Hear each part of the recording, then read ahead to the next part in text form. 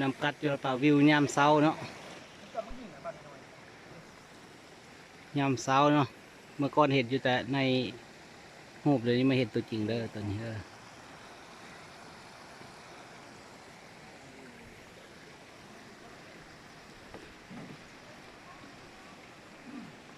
โหป่า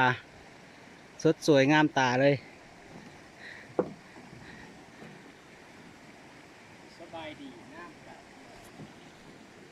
นี่น้ำกัดยอละป่ามีแต่ป่าเนาะนี่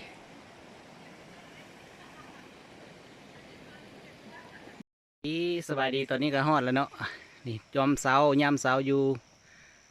น้ำกัดยอละป่าเนาะทีมงานตื่นแต่เช้ามื่อนี่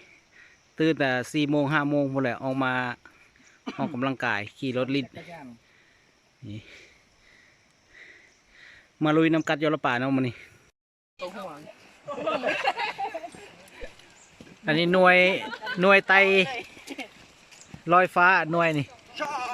หน่วยลอยฟ้าเลย